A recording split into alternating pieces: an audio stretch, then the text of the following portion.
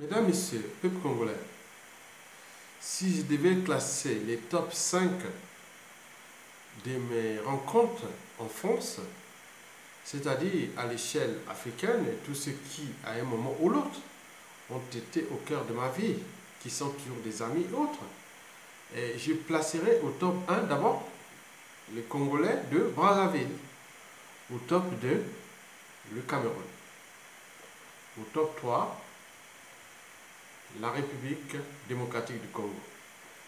Au top 4, je placerai l'Algérie. Et au top 5, la Côte d'Ivoire. Mesdames, Messieurs, vous allez écouter une interprétation de Le temps de l'été, interprétée par un Camerounais, David Tchami. C'était à Vincennes, à 2 pas, dans le bois de Vincennes, à 2 pas du parc floral. C'était le 25 ou 26, voilà, le 26 mai 2017. Donc,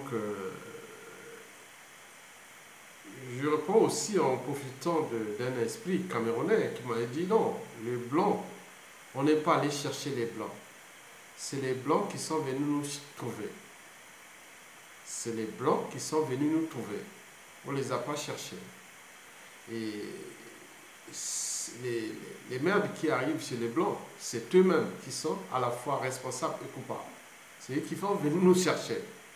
Et il parlait de l'histoire des Noirs, qu'il n'y a pas de Noirs, et il a parlé des... Bon, bref, on peut parler en détail. Bon, je vous laisse d'abord avec ce monsieur qui interprète les temps de l'été, et après je vais rentrer dans le vif du sujet.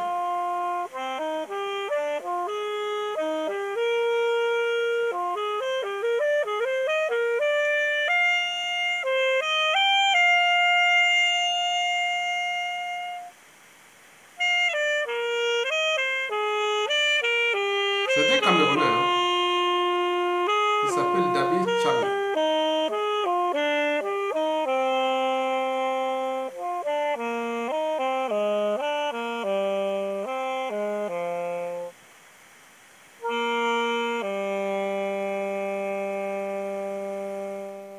Mesdames, Messieurs, peuple congolais, peuple france-africain, Mesdames, Messieurs, peuple congolais, oui, la problématique est pensée. Comment repenser la sagesse bantoue congolaise? En d'autres termes, comment préserver l'esprit et l'essence même de nos différentes croyances, traditions et cultures ancestrales bantou à l'échelle congolaise au moment de la chute annoncée et de l'après-dictature contre-culturelle de Sassou et d'Nguesso au Congo-Brazzaville. Mesdames, Messieurs, je vous informe que le dictateur Denis Sassou Nguesso et ses 40 ans de tyrannie France-Afrique à caractère anticulturel, antisocial, criminogène et confiscatoire de l'État congolais ont abusivement saccagé, saboté et détruit l'esprit et l'essence même de nos différentes croyances, traditions et cultures ancestrales bantou, millénaires.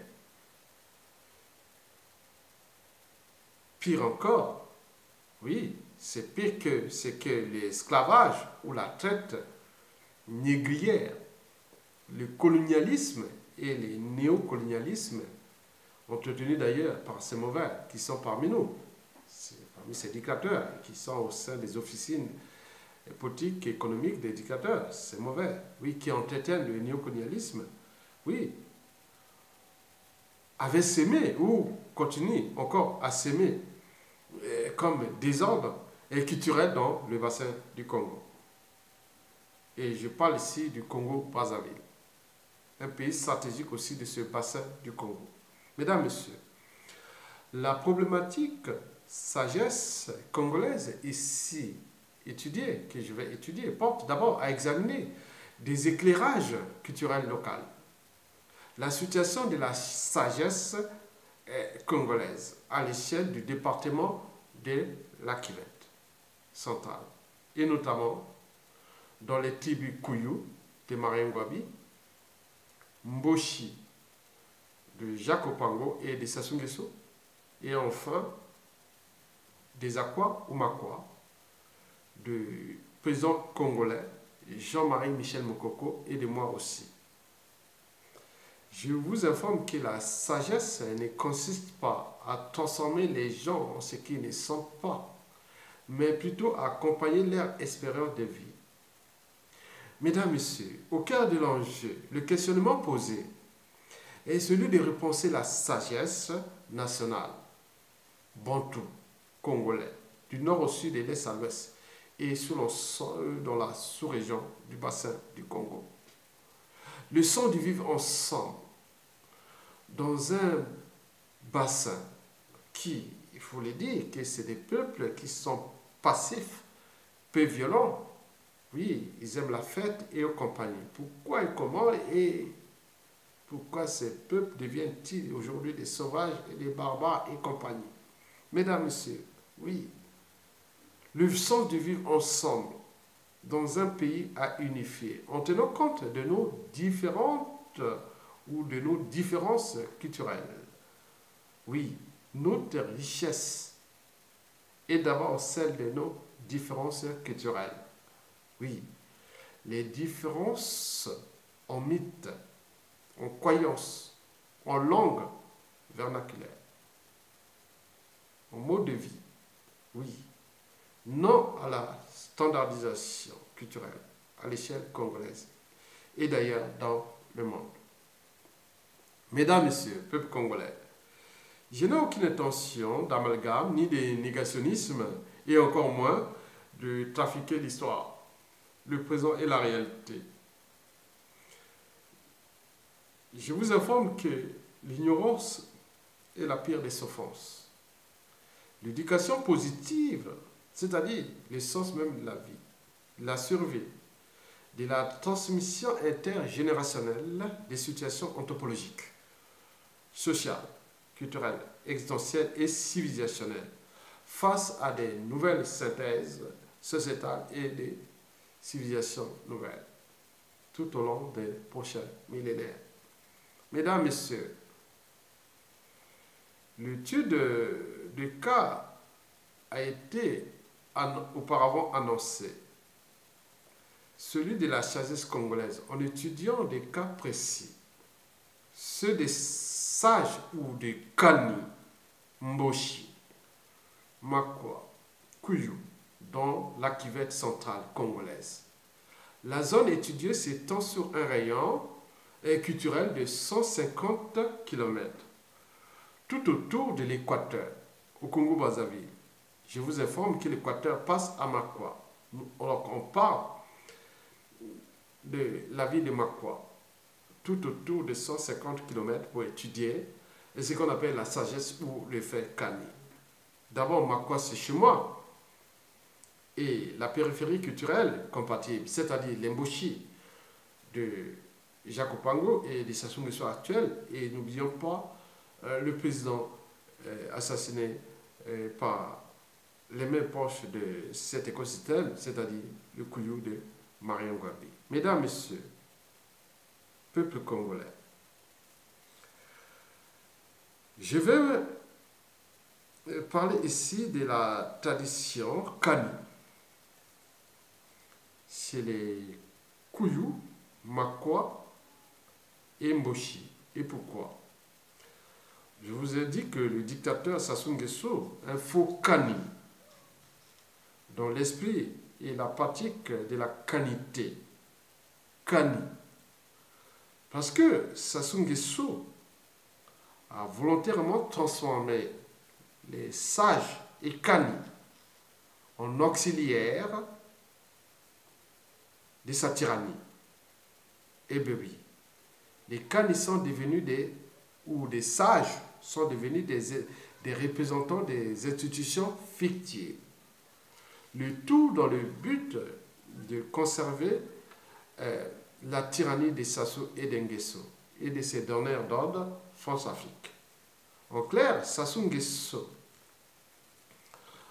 a, durant ces 35 ans de sa dictature, France-Afrique, saboté, saccagé, détruit, et non seulement les normes sociales, mais également les repères moraux.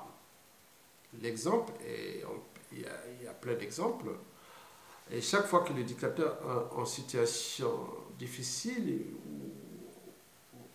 oui, est à l'épreuve, va toujours chercher soi-disant les sages.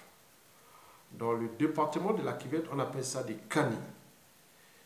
Dans les autres parties du pays, c'est des sages. Sages, par exemple, du Poul, pour valider l'épuration ethnique dans le Poul. On a pu, par exemple, voir des sages du Poul accepter que, voilà, Sassou les invite comme auxiliaires, ils sont des fonctionnaires de la tyrannie. Ils reçoivent du PQ, de l'argent, on les utilise. On a pu, par exemple, voir des sages dans le département de les Koumou, pour les cas de ou les Koumou, la Bouenza d'ailleurs, pour les cas de Kimbola Kaya, même dans les Nyari, les grands Nyari. N'oublions pas le département du Kouilou, à Pointe-Noire, Diosso et tous ces endroits. Parce que le sage, et c'est que je vais vous expliquer pourquoi. Parce qu'il faut tenir compte d'abord de la situation locale, que je vais vous expliquer pourquoi Sassou Nguesso s'acharne-t-il à acheter la conscience des sages. Et ce que je vais vous expliquer, prenons le cas de la Kivette, où il s'est entouré avec ses sages ou Kani, de sa tribu déjà embauchée. Et pour dire non, nous sommes en danger, il faut se battre pour conserver notre tyrannie et qui va exister et encore des millénaires. Comme le disait déjà Adolf Hitler, que le troisième Reich allait durer 1000 ans. Il me semble qu'il aurait duré 13 ans. Bon, donc c'est dans les mêmes situations.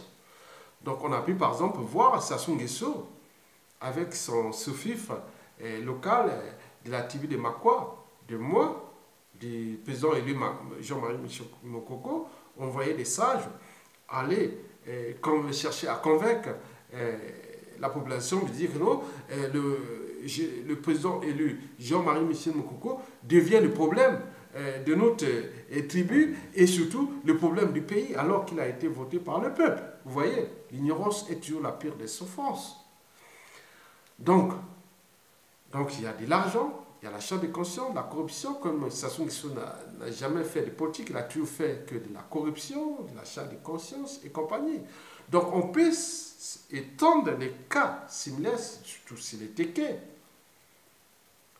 Par exemple, si les Bagangoulou, ou même les vrais Téké, avec les Dembe, du roi Makoko, et tout ça, c'est pour monter une sorte de puissance, d'arrogance, de mysticisme, mais qui, aux yeux de la société et du monde libre, ça ne veut rien dire. Mais là-bas, ils croient que c'est mystique. Mystique, c'est quoi? Qu'est-ce que ça veut mystique? Est-ce que... Bon, bien sûr qu'ils sont sous emprise, la manipulation mentale et compagnie, mais il n'y a aucune... Au niveau scientifique, rien, il n'y a rien. C'est un monsieur qui abuse, c'est un abus de pouvoir, en utilisant tous les moyens de l'État pour acheter ses consciences dans un environnement où tout le monde est tiré vers le bas, c'est-à-dire il encourage la médiocrité et la bêtise, et le peuple ne peut que s'adonner à des occupations médiocres. Donc c'est tiré vers le bas. Donc c'est un processus de conservation du pouvoir. Mesdames, Messieurs, peuple congolais, eh bien oui, bon, il est allé voir les Téké, il est là, partout, donc la sagesse, le sage devient auxiliaire, fonctionnaire, agent secret, espion et autres de la tyrannie. C'est tout un processus de subordination, de servitude volontaire à la tyrannie. Bien sûr que la fin ne justifie pas les moyens employés, donc ils utilisent tous ces moyens pour les déclasser et ils ne se rendent même pas compte parce que le problème, c'est pas des sages. C'est ceux qui sont acteurs politiques et militaires, ceux qui sont des cadres civils, politiques et militaires, qui ont au moins reçu une éducation. Et à un moment donné, on s'est dit non, ma conscience, c'est pas possible. Ça ne s'est jamais passé nulle part ailleurs dans le monde. Mais donc, ça devient un cas d'étude et de ce que vous pouvez voir. Mesdames, Messieurs, peuple congolais, vous savez que dans la région ou dans le département de la Kivette, au Congo, c'est-à-dire à l'équateur, Makwa, après Ouando, la capitale de la préfecture du département, après en périphérie, Lemboshim, Yo, Bouya, Bunji et compagnie.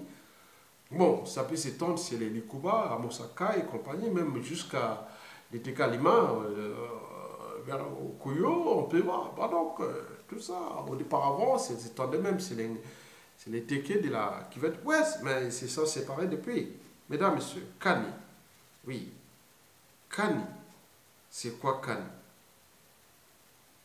C'est quoi Kani? La question est de se poser, hein, que je vais vous poser à tout le monde. Qu'est-ce qu'un Kani? Pour dire qu'est-ce qu'un Kani, je vais parler que du passé. Parce que si on tient compte des principes des réalités, le mot Kani ou sage ne peut plus être,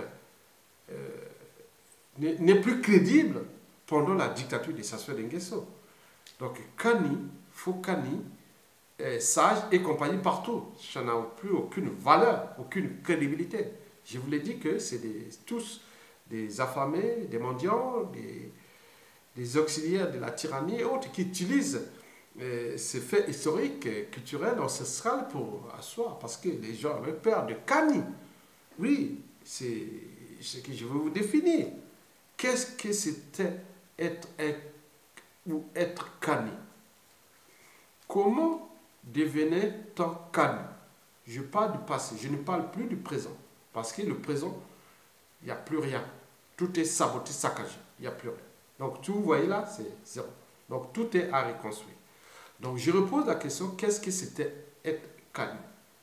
Comment devenait-on Kani? Oui. Est-ce qu'il y a des limites? Il y avait déjà des limites à cette époque, et aujourd'hui d'ailleurs. Et quatrièmement, le fait d'être Kani a-t-il encore un rôle dans la société congolaise d'aujourd'hui? Mesdames, Messieurs, qu'est-ce que c'était être un Kani? Si on vous dit que vous êtes Kani,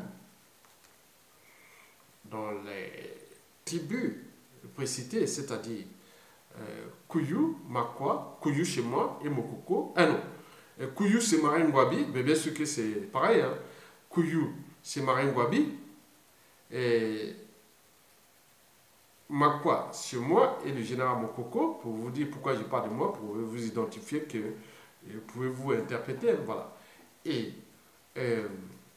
Mboshi, c'est Sassou Nguesso est le plus connu officiellement du Congo, l'homme, le vrai, Kani, Jacques Opango. Vous savez que dans ces traditions orales, c'était dans les traditions orales.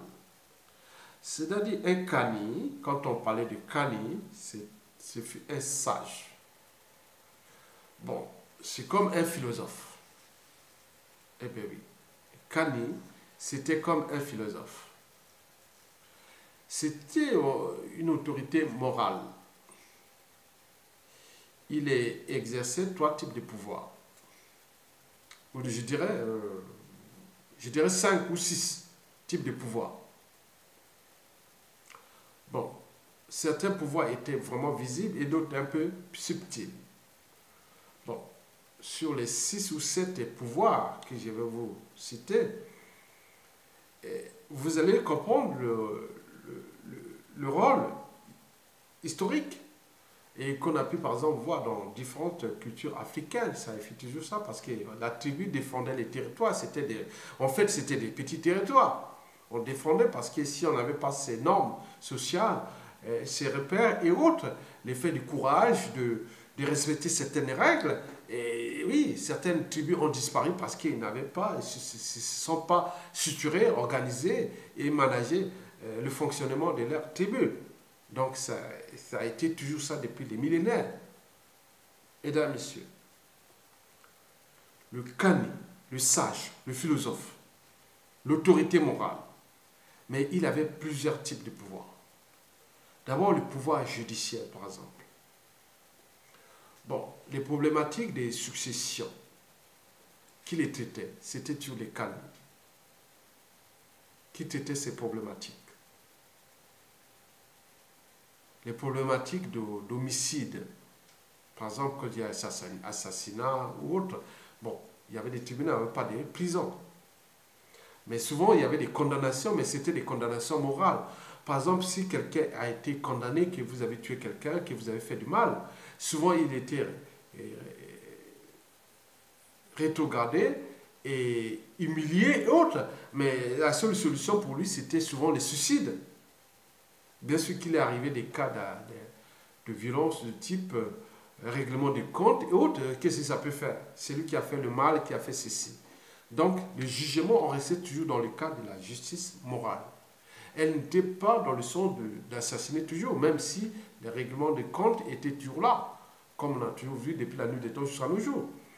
Donc, le Kani avait ce pouvoir judiciaire de condamnation, aussi des trucs de succession des terres, des conflits de parcelles, de biens, autres. Donc, ça, sous ce plan, il avait, c'est-à-dire les gens se regroupaient autour de ce qu'on appelle le Mbongi. En Mako, on appelle ça Kanja. C'est un hangar où tout le monde se réunit, même parfois c'était en plein air. On réunit, par exemple, quelqu'un qui a volé. Oui, monsieur, vous avez volé, vous êtes jugé, et il est humilié. Et les gars, voilà, il est regardé, la famille, les enfants, tout le monde a honte. Et donc, attends, donc il faut qu'ils mettent tous les moyens pour se réclasser. Donc, parfois, c'est durablement jusqu'à la mort. Parfois, il y a eu des transmissions au sein des tribus, que cette famille de voleurs, il n'y a que des voleurs là-bas. Et qu'est-ce que vous voyez? Vous voyez, on est à l'échelle des... Ce n'est pas des villes, hein, donc ville, chacun peut... On est un peu caché par-ci par-là, mais là, tout le monde voit, des villages en village, les formations est diffusée, que cette famille-là, c'est des voleurs, c'est des gens rien, autres. Donc, vous voyez déjà ça. Mais parce que le jugement a été porté. Et j'en ai d'ailleurs assisté à travers mon père, que quand nous sommes arrivés au village, dans les années, parce que mon père est venu à Brazzaville dans les années 1952, pendant le colonialisme français. Après, il est reparti avec l'histoire de Massamba Deba et Mahangwabi. Et nous retrouvions au village, oui, au kilomètre 22, sur la nationale 2, en sortant en traversant Makwa et la Likwala Moussaka en allant vers Wisso. Donc nous étions au kilomètre 22, 23, voilà, autour de là. Donc j'ai vécu là. Mais mes côtés maternels étaient plus au kilomètre 45 après. Bon. Donc on se retrouve dans cette situation, j'en ai vu mon père, voilà. Donc, bien sûr qu'il avait déjà une espérance de la civilisation à Brazzaville, parce qu'il a vécu dans ces milieux. Donc, on voyait déjà que, bon, il y avait cette histoire-là. Il arrivait, bien sûr qu'avant d'arriver, pour rentrer dans le truc des canitisations que je vous parlais, mais il était déjà... il avait une autre interprétation de la réalité en tenant compte de cette ignorance et compagnie, mais il a ajouté quand même beaucoup de choses à cette culture, comme bien d'autres. Il n'est pas le seul, il y a dans tout cet écosystème de ce qu'on appelle la Makwa, Mako ou pas. Mesdames, Messieurs, donc tout s'est passé autour des hangars, au plein air et autres, il y avait des jugements du point de vue judiciaire. Mais cette autorité morale, dans le cadre d'ailleurs des pouvoirs, le sage avait le pouvoir civil, par exemple les cérémonies de mariage, des divorces, des cas d'adultère et compagnie. Donc, il traitait ça. Le sage avait le pouvoir aussi de sorcier guérisseur, parce que nous sommes au cœur de la médecine traditionnelle. Il connaissait les plantes, la nature et tout ça. Il connaît plein de choses. Des molécules, parfois les gens avaient même peur des chasses, parce que certains sages sont devenus des sorciers et qui ont tué des gens. Et ceux-là ont été souvent rétrogradés. Même parfois, quand il y avait une influence, on les craignait parce que les sages aussi, sorciers, et tueurs et autres, donc ça craignait. Mais lui, il arrivait dans les situations, quand il mourait, tout le monde l'avait déclassé par la suite. Donc il faut voir, c'est comme l'habit de pouvoir. Quand vous êtes au pouvoir, vous pouvez faire ça, les gens vous craignent. Et après, quand vous n'êtes plus là, et à ce moment-là, les langues, c'est délire. Donc c'était des situations comme ça. Dans le cas de ce pouvoir de guérisseur traditionnel, mais en réalité, le sage était toujours là comme celui pour apporter l'esprit, protéger la tradition, les gens qui sont en vie, tout le monde reste là pour se protéger, que les gens soient informés et autres. Donc vous connaissez ça. Bon, le sage avait surtout le pouvoir aussi mystique ou moral, comme je dis, les cérémonies ou des rites d'initiation, du passage de l'âge adulte ou de préparation au mariage, ou sur ce qui concerne aussi des mythes, des croyances, des divinités et tout ça. Donc c'est lui. Le Kani était bien sûr le garant de la tradition orale et de la culture traditionnelle. Eh bien oui, en respectant les normes sociales et morales aussi. Mesdames, Messieurs, bon, en parlant toujours de ce Kani, et je ne vous ai pas oublié que le Kani, en réalité, était quelqu'un de très respecté. Mesdames, Messieurs, peuple congolais, comment devenait-on Kani? Oui, Kani. On parle du Kani, à la kanitisation, et enfin à la kanité. Donc, je parle de Kani, le sage, en passant par le processus qu'on appelle la kanitisation, et enfin à la kanité. Le Kani, c'est le sage, l'autorité morale, judiciaire, civile, morale, judiciaire, mystique, traditionnelle et tout compagnie. Imaginez que vous êtes à la fois juge, curé, homme politique, et voilà, tout ça, on peut tout mélanger. Donc vous avez, tout ça c'est à vous. Donc, c'est un poids. Donc être calme, il y avait un poids énorme. Le calme, il prenait du temps de réflexion pour donner une décision. Parce que c'est du poids énorme. Quand il y avait des histoires, des successions, des conflits et autres. Donc il faut prendre du temps. Mais il n'était pas souvent seul. Il se retrouvait avec d'autres conseils de sages. Donc, vous comprenez les enjeux que je vous ai précités. Le Kani, sage, l'autorité morale, judiciaire, civile, mystique et compagnie.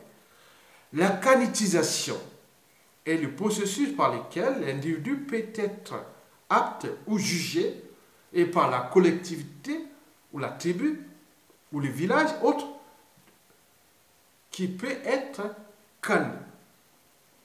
On peut donc le rendre Kani ou les kanitiser.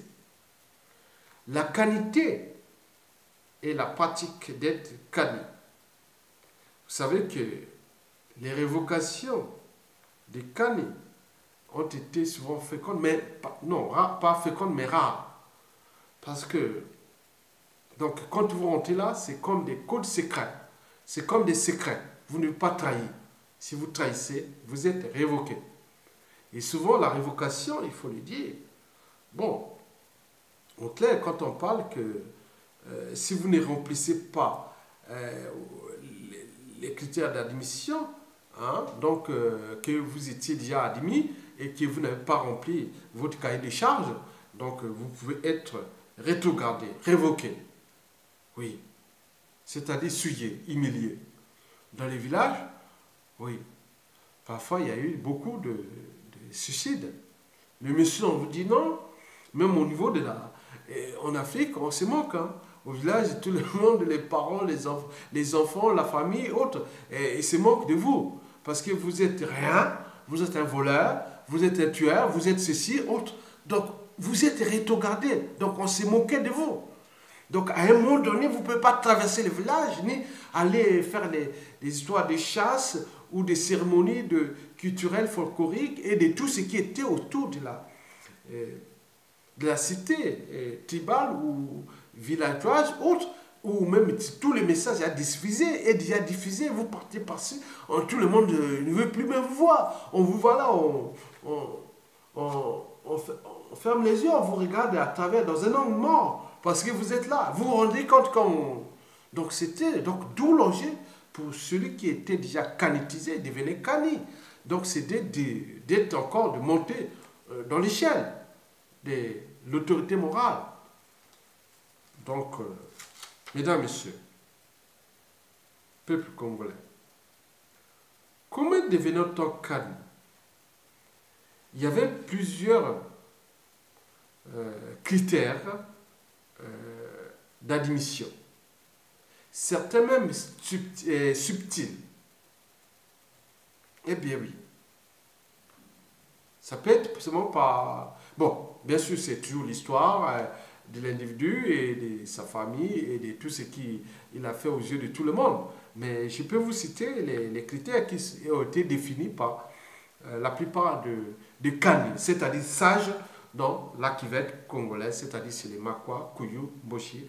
Je pense que c'est les Teka Lima et aussi c'est les Kuba de Mosaka et tous les tribus périphériques. Je pense qu'ailleurs, peut-être s'il peut me dire, moi je ne connais pas la situation des Bimbe, des Lari Congo, des Dondo, des Kamba, des Kouni, des Yombe, des Vili, et des Bakukuya, voilà, je ne connais pas. Mais je parle sur une réalité que moi-même j'ai vécue puisque j'étais au cœur de cette affaire-là. Le premier critère d'admission, c'est d'abord le sexe. C'était majoritairement des hommes. Rarement, je n'ai jamais vu un sage, une femme. Jamais. Jamais. Mais quoique, pour faire un cani, c'est toujours une femme derrière. Je vois la polygamie était fréquente, voilà. Donc, c'est toujours les femmes qui font les hommes de pouvoir, ou défend ou défait les hommes de pouvoir. Donc, le sexe, c'était les hommes. Donc, majoritairement que des hommes. Je n'ai pas vu des sages-femmes, non. Hein? Les sages-femmes, non. Bon, il y a des sages-femmes maternité, moi, je parle des sages, voilà, comme on dit. Deuxième critère, c'était l'âge. Bon, majoritairement, on regardait les cheveux blancs. Quand vous commencez à voir déjà les cheveux blancs, cela veut dire que vous avez une certaine sagesse, vous avez une certaine expérience de vie. Donc, c'est les raisons pour lesquelles je dis la sagesse ne consiste pas à transformer les gens en ce qu'ils ne sont pas, mais plutôt accompagner leur espérance de vie. Donc, on regardait dès que vous commencez à voir les cheveux blancs, c'était un sage. Mais parfois, dans d'autres situations, c'était les gars physiquement puissants, gaillards, qui étaient, voilà, donc il avait déjà une vie familiale, des enfants, on pouvait, donc si par rapport à des critères que je vais vous citer par la suite, il avait ça, il pouvait tout à fait rentrer sans avoir les cheveux blancs. Le troisième critère, c'était l'appartenance à la tribu. Toujours du côté paternel. Par exemple, si vous avez une mère qui n'est pas de la tribu, et un père, non, par exemple, vous prenez une mère qui est de la tribu, un père qui n'est pas de la tribu, vous ne serez jamais sage. Par contre, si votre père est de la tribu et les mères différentes, non, il n'y a pas de problème, vous êtes admis. Je vous informe que tous les enfants bâtards n'avaient pas de critères d'admission. Quand vous êtes bâtard, hein, vous n'avez pas de père, on ne connaît pas vos parents, votre père, vous ne pouvez pas devenir cani. Le cas de Sassou Nguesso est flagrant. C'est un faux cani. Parce qu'on ne connaît pas son père. Il ne pouvait pas avoir des critères. Je ne sais pas si c'est l'embauché, mais nous, à Makwa, ou chez les Kouyou, mais Maringwabi, qui fut président de la République, n'a jamais... il pouvait accepter tout à fait d'être cani. Mais il n'a pas abusé de son pouvoir pour être cani. Il avait tous les moyens. Donc, c'est-à-dire, en 1977, s'il léguait ses pouvoirs, il pouvait repartir à Ombélé, à Kouyou, et devenir cani dans son village, à Ombélé. Ça, mais Sassou, c'était un faux cani. Parce qu'on ne connaît pas son père. C'était un enfant bâtard. l'éducateur Sassou Nguesso, oui. Il ne pouvait pas être Kani, c'était un faux Kani. Et résultat des courses, il a transformé la qualité, le Kani, en faux Kani. Donc l'immoralité, oui, on est dans la culture de l'immoralité et de la dissolution. Hein? Oui, des mœurs immorales et dissolues. On voit ce qu'il fait. Dès qu'il a commencé à avoir sa petite notoriété politique dans les années 70, il s'est canitisé volontairement lui-même par Interpol et trucs comme ça. Donc c'était un abus de pouvoir. Donc les gens, voilà. Donc en réalité, le pouvoir du sage ou de ces traditions doit être comparable à celui d'un pouvoir national. Donc vous ne pouvez pas vous abuser de votre pouvoir politique qui est temporaire et venir souiller toute une culture comme Sassou Nguesso l'a fait, en abusant de son pouvoir déjà dès les années 70 et jusqu'à nos jours, en utilisant le Fokani. Il est Fokani. Sassou, c'est un Fokani. Andimbis, cannibale Dracula. Parce qu'il a transformé cette sagesse, cette qualité en culture criminelle. Et vous voyez les résultats. Bon, quatrième critère, bien sûr, donc on sort des parents, c'est du côté paternel. Il me semble que dans la partie sud, c'est la maternité qui gouverne. Mais nous, c'était le côté paternel, dans la partie nord. Et quatrième, c'est la probité morale. Ouais, il faut être nickel.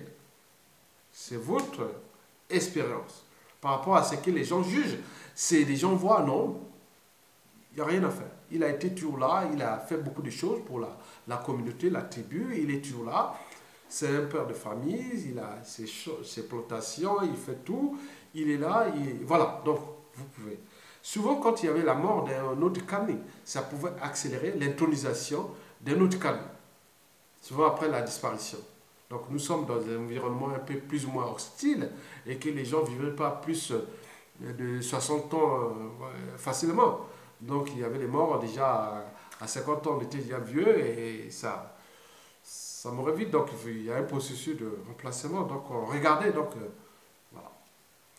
Cinquièmement, la culture générale. Donc il faut avoir une grande culture de la tribu, des traditions, du respect des normes et autres. Il connaît beaucoup de choses. Plus vous connaissez beaucoup de choses et c'est que vous avez une oralité. Souvent les gens qui avaient une oralité. Moi je ne sais pas bien parler, même si en écriture je sais toujours bien écrire et sans faute parfois. Mais au niveau de l'élocution et vocabulaire, j'ai ce problème-là. Il faut le dire, tout le monde l'a constaté. J'ai une conscience, une liberté de conscience, je reconnais. Mais il m'arrive donc c'est un processus d'amélioration. Donc, et voilà ceux qui avaient des gens qui savaient bien parler. Il y a des gens qui ont le sens de l'oralité. Ils peuvent alimenter une tribune. On a vu ça. Donc, en plus de tous les critères précités, et qu'il a le sens de l'oralité, des jugés, d'analyse et autres. Donc, oui, il devenait même le chef des sages. Et ça allait plus loin. Donc, le rang social n'avait aucune influence sur la qualité ou la quantisation. Vous pouvez être pauvre, riche, autre. Mais au moment où vous avez cet état d'esprit que vous respectez les codes, les secrets, en termes d'autorité morale, de transmission, de valeurs culturelles, et je ne vous ai pas cité, il y en a plein, il y a des diversités. Et ça peut aller si vous partez dans cet essence, c'est les socles, mais en termes de cette diversité, vous pouvez partir ça peut changer à moins de 50 km, moins de 30 km, c'est un autre esprit. Donc ça peut changer en fonction des environnements. Donc je pense que nous, dans cet écosystème, nous sommes moitié savane et moitié forêt-jungle équatoriale. Donc vous voyez déjà le bassin du Congo. À côté, il y a le fleuve Congo, le deuxième fleuve le plus puissant du monde. Nous avons les gros affluents du fleuve Congo, dont la Lima, le Kouyou, la Likwala Mosaka, la Mombili, ça va jusqu'à la Sangala, la Lueso et compagnie, il y en a plein. Donc, tout cet environnement. La Likwala aux herbes, et voilà. Mesdames, Messieurs, ben oui. Bon, le sixième critère, c'était autorité. Autorité, c'était surtout dans une forme de noblesse. D'abord, d'appartenance, c'est que vous êtes vraiment de la tribu. vous êtes vraiment de la tribu. Et en plus, ça, c'est une forme de noblesse morale, mais pas de richesse, non, morale. Et moi, d'ailleurs, moi j'ai été autorétisé en 1981. Je devais avoir quel âge? 63, 81, j'avais quel âge en fait? 63, 20 ans. 1983, j'ai 20 ans. 82, j'ai 19 ans. Donc en 81, j'avais 18 ans, la majorité. Mais on peut devenir autorisé, ça peut être l'âge de 3 ans jusqu'à l'âge adulte. À l'âge adulte, donc il n'y a pas d'âge de ce côté. Donc, mais c'est de sorte que vous étiez, et voilà, vous étiez dans le... Donc voilà quelques critères. Et oui, n'oublions pas des rituels. Oui, il y a des pratiques, il y a des rituels, et il y a beaucoup de choses. Je vais parler déjà, dans mes prochaines vidéos, un jour, je vous parlerai de l'Otouré. Quand on parle d'Otouré Amakwa. Donc, je vous parlerai de ça. Mesdames, Messieurs, le fait d'être kani ou sage porte-t-il une valeur, un rôle moral à nos jours aujourd'hui, dans nos sociétés? Bon, d'abord, il faut voir d'abord les limites de cette culture, parce que moi, je pense qu'il y a eu beaucoup de limites quand je vois aujourd'hui. Les limites, c'est d'abord cette oralité, cette culture orale. Donc, je pense qu'il y a eu beaucoup de pertes d'informations depuis la nuit des temps. Tenons compte qu'il y a du 15e siècle à nos jours. Donc, on ne connaît pas ce qui s'est passé au 17e siècle, au 16e siècle, au 18e siècle, au 19e siècle, au 20e siècle, dans ces milieux. Donc, il y a des pertes d'informations énormes. Donc, on n'a pas écrit. Donc, chacun, parfois, peut raconter n'importe quoi en fonction de ce qui a reçu et autres. Donc, je pense que dans cette culture d'oralité, on a eu quand même... ça nous a trompé, je pense, à 70% des cas. Sinon, on ne serait pas envahi par les gens venus d'ailleurs et autres. Donc, il faut dire ça. Donc, on n'a pas... oui, la pâte est là. C'était un hiatus. Et quand on parle en sciences de l'évolution, ou même en génétique, et partout, oui, il y a eu des pertes d'informations déjà génétiques, sociales et informations autres dans l'espace et le temps. Ça, c'est les limites. Bon, il faut dire que depuis des siècles, on a toujours fait de la culture du mysticisme. Oui, donc tout est mystérieux au lieu et place de la raison. Par exemple, la nuit. Oui, c'est le domaine mystérieux, il ne faut tout pas... c'est les dieux, c'est des trucs mystiques qui se passent là-bas. Alors que la nuit, c'est le domaine aussi des animaux nocturnes, au sens naturel.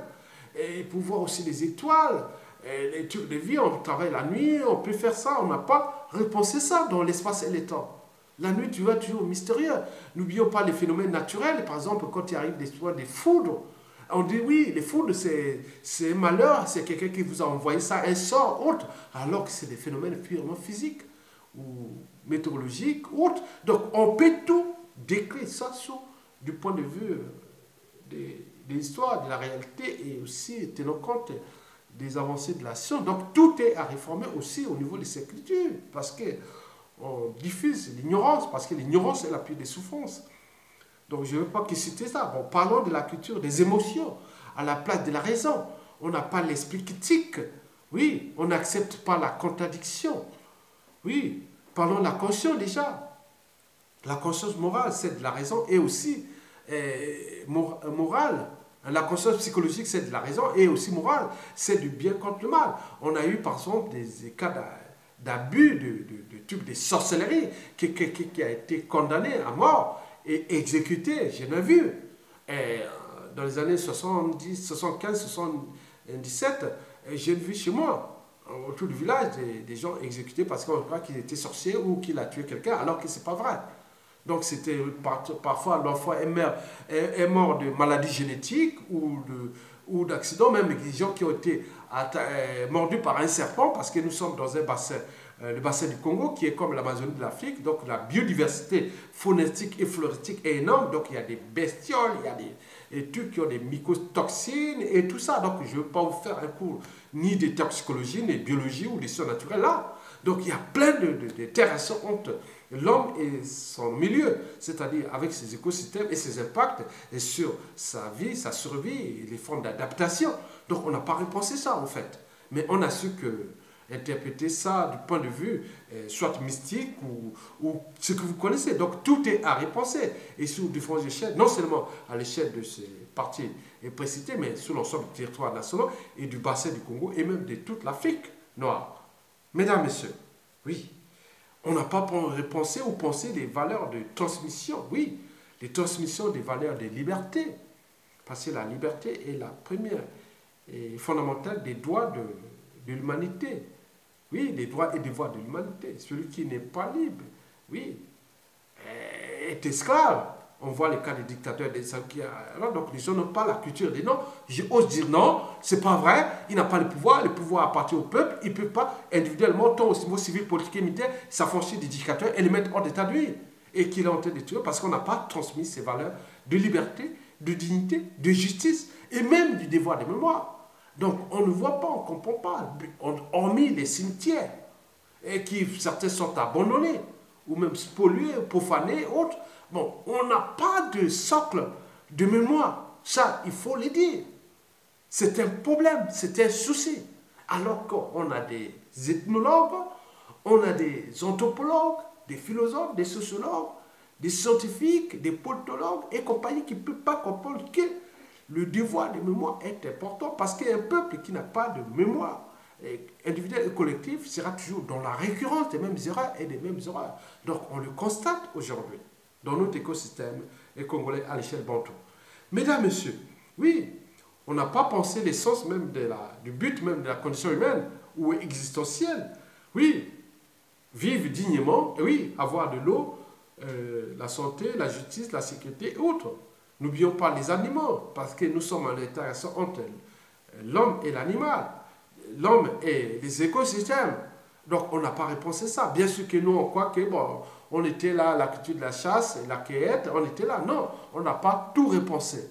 Et les écosystèmes sont en train d'être détruits par l'exploitation de ces matières premières qui égorgent cet écosystème et avec des impacts sur les nappes phréatiques et surtout le problème de l'eau et des environnements défigurés et compagnie. Mais nous, on reste toujours sous la culture du pouvoir et de l'argent, des privilèges et autres. Donc on ne pense pas, donc on est en train de détruire. Donc tout est à repenser. Mesdames, Messieurs, au final, nous ne pourrions repenser et préserver notre tradition sans repenser d'abord nos mentalités, habitudes et comportements. Suyés d'abord pendant cette dictature sauvage, barbare, antisociale, criminogène et compagnie. Et que nous ne sommes pas en mesure de repenser ça. En tenant compte que bon, le monde est interdépendant, nous devons nous arracher notre liberté à cette échelle pour avancer dans ce monde de brut et repenser tout ça ensemble et avancer. On n'est pas capable, sinon ça cesserait. Bon, nous ne pourrons repenser, préserver nos traditions sans repenser nos modes d'éducation, oui, de pouvoir politique, socio-économique, culturel, et surtout n'oublions pas les institutions nouvelles, les pouvoirs autogérés d'en bas vers le haut et non d'en haut vers le bas. Donc on tient compte des identités bioculturelles, donc la diversité culturelle des régions et qu'on semi-autonome au cœur d'un écosystème national, qu'il faut tout repenser, qu'on appelle le fédéralisme. N'oublions pas, si nous ne pouvons pas avancer sans repenser nos activités humaines à cette échelle, voilà, nos modes de production actuels et à venir, oui, les transformations à venir, actuelles et à venir, au niveau de l'économie et compagnie. Donc, les problématiques des transports, oui, les villes, les gens voient des échangeurs, des routes, des autoroutes, des ceci, c'est la Java pour eux. Mais non, c'est des problèmes de demain. Donc il faut tout repenser ça, comment aller dans le but de porter le bien-être à tout le monde. Donc, n'oublions pas les rejets. Oui, toute activité humaine génère toujours son lot de déchets. Nous, ils sont visibles à l'échelle individuelle, professionnelle et autres. Nous, au Congo, on a partout les déchets ménagers assimilés. Comment repenser des cycles de vie énergie-matière, c'est-à-dire entre cogénération énergie-matière. Donc, par exemple, comment, avec les déchets, comment les recycler et comment transformer ces déchets en énergie, en biomasse, et comment faire des problèmes d'incinération, des centres d'enfouissement, comment les classer. Donc, tout ça, ils ne pensent pas ça. Eh bien oui, c'est vraiment un problème. Donc, le problème de croissance, des populations, consommation, population, est-ce que nous allons encore nous reproduire, faire plein d'enfants? Est-ce qu'on va faire des limitations? Non, bien sûr, au Congo, nous n'avions pas les problèmes. C'est un pays sous-peuplé parce que nous avions quand même une superficie équivalente à celle de la Côte d'Ivoire et du Japon. Regardez la population de la Côte d'Ivoire, plus de 20 millions d'habitants. Le Japon, c'est autour de 500 millions, je ne sais pas. Mais nous, on n'est que 3 millions, donc on a une image. Mais est-ce qu'on peut voir ça à l'échelle sous-régionale et nationale et continentale? Et que non, nous, d'ici 2050 à 2100 et des générations à venir, donc les problématiques de pénurie des ressources naturelles et comment repenser ça et vivre ensemble dignement. Donc on respecte nos identités bioculturelles, c'est un vaste programme. Mais il faut voir aussi les problèmes de nos cadres intellectuels et autres. Ils sont dans les recherches fondamentales inutiles. Il faut le dire, donc il y a des cahiers des charges qu'il faudra repenser le centre d'éducation nationale et prioritairement de l'enseignement supérieur et de la recherche.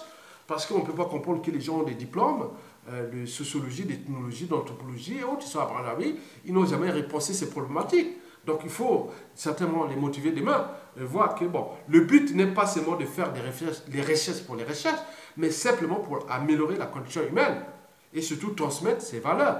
Donc, comment repenser avec les sociologues, les psychologues, les psychanalystes, les scientifiques et tout ça demain au Congo. Et le problème de notre existence, le problème de l'eau, qui va être la guerre dans le bassin du Congo, le problème de notre écosystème naturel, les problèmes des villes poubelles, de la condition humaine, de l'eau, de l'énergie, de tout ça, il faut repenser. Tout ça, c'est à repenser. Mesdames, Messieurs, peuple congolais, ce ne fut qu'un cas d'étude, je parle au-delà, mais je pense que si ça sont des sauts tombent et chutent, déjà pour les problèmes de recherche, développement et l'éducation nationale, nous allons repenser ça durablement ensemble parce que si nous ne prenons pas acte de ça, nous allons vivre terriblement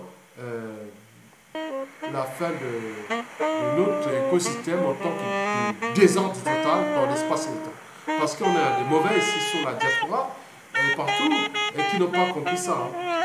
Donc, vous l'aurez compris. Mesdames, Messieurs, peuple congolais, je vous remercie et à bientôt. Et merci.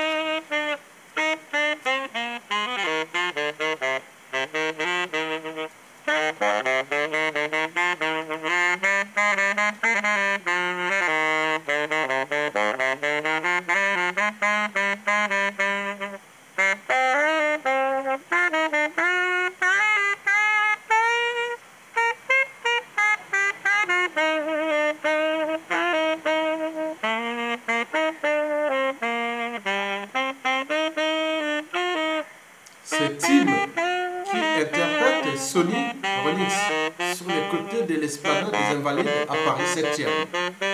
C'est ma vidéo personnelle, je l'ai filmée le 7 et le 24 septembre 2016 à Paris. C'était une boîte néerlandais ou c'est bon. Il s'appelle Tim.